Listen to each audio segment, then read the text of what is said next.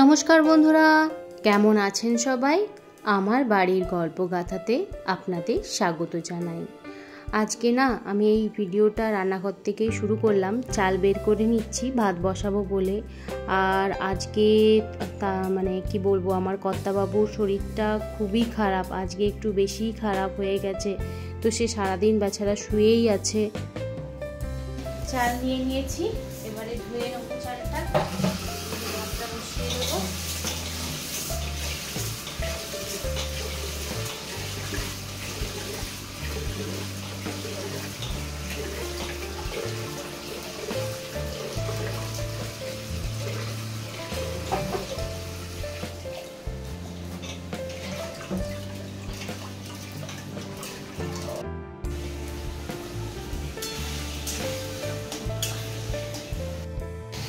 আমি এদিকে রান্না শুরু করে দিয়েছি।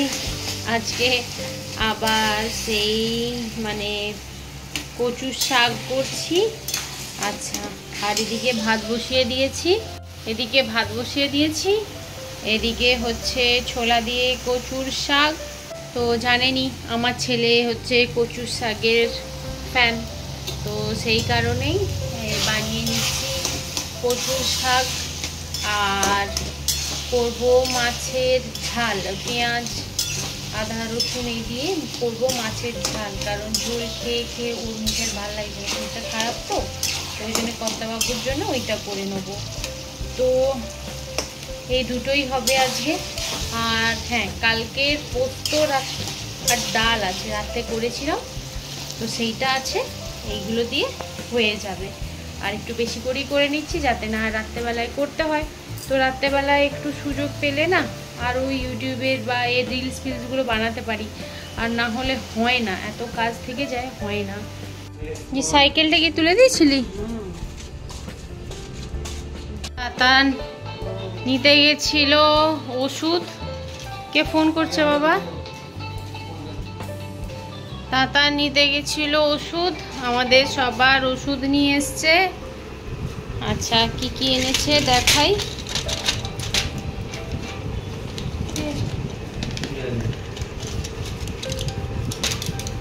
আচ্ছা, এইখানে এসছে সুগারের ওষুধ 2 পাতা,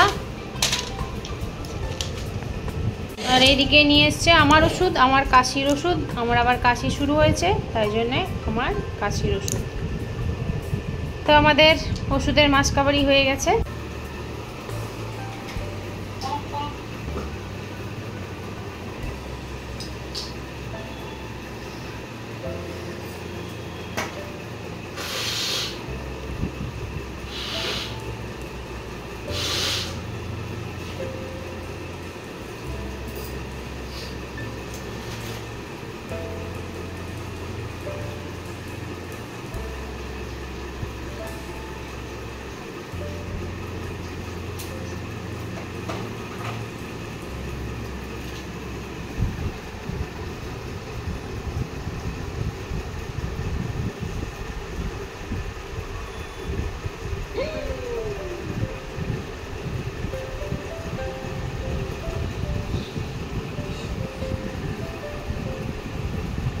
এই হচ্ছে কর্তাবাবুর সুগার,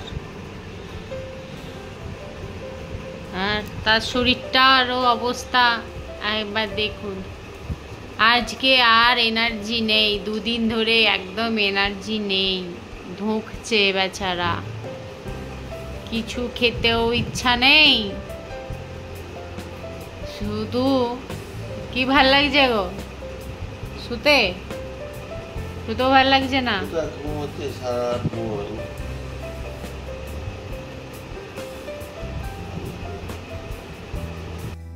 আমার কচুর শাকটাও হয়ে গেছে, ভাত 1 ফুট দেওয়া আছে, মাছের ঝোলটা করব, তাহলেই মোটামুটি রান্না শেষ। আর এই যে না শুতে পারছে না বসতে পারছে, আবার পাটাও টেনে চলছে, এই হচ্ছে অবস্থা। আমি এই জন্যেই ভয় পাই যে ওর কিছু হলে আরও আমার অবস্থা খারাপ হয়ে যায়। ওকে ওই জন্যই সাবধানে আমি থাকতে বলি।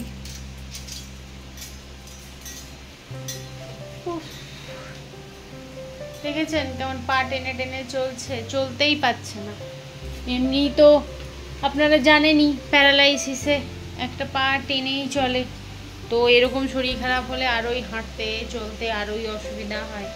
আমার উপরে প্রচুর চাপ পড়ে যায়, প্রচুর চাপ, মানে শারীরিক থেকে মানসিক চাপ বেশি পড়ে যায়। তো বন্ধুরা চলো মাছটাও রান্না করে নিই। আমি একটুখানি না তেলে নুন দিয়ে দিই যাতে মাছগুলো না চিপকায়, তো নুন দিয়ে দিয়েছি।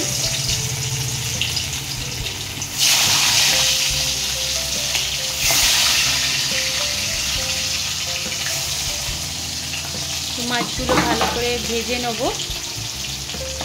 ভাজতে বসিয়ে দিয়েছি, মাছ তো হয়ে গেছে।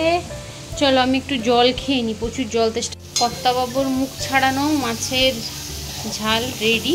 মশলাটা একদম কষিয়ে নিয়েছি ভালো করে। তো এইটাতে এবার জল দিয়ে দেবো, একটু মাখা মাখা করে নেবো, বাস হয়ে যাবে আমার রান্না শেষ। জল দিয়ে দিই।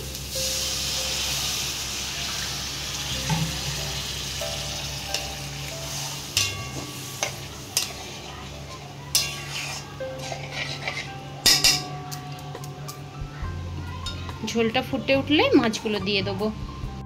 তাতান একটু লাফাবে, কারণ আজকে তরকারিগুলো সম্পূর্ণ কর্তাবাবুর মানে মতনই করা হয়েছে, ঝাল ঝাল, আর তাতান একটু ঝাল খেতে পারে না। তো প্রচুর শাক আছে, তাতানের আর চিন্তা নেই, মাছটা তুলে দিয়ে দেবো। তো আমার এই ঝোল ফুটে উঠেছে, এবারে আমি দিয়ে দেবো মাছগুলো। তো মাছগুলো দিয়ে দিই, মাছগুলো আমি দিয়ে দিচ্ছি।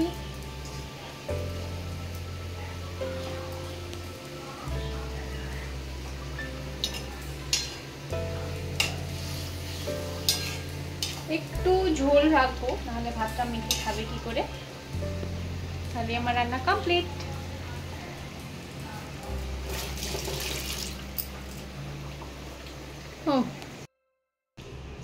আর এদিকে আমি স্নান করে চলে এসেছি, বেড়ে নেবো ভাত।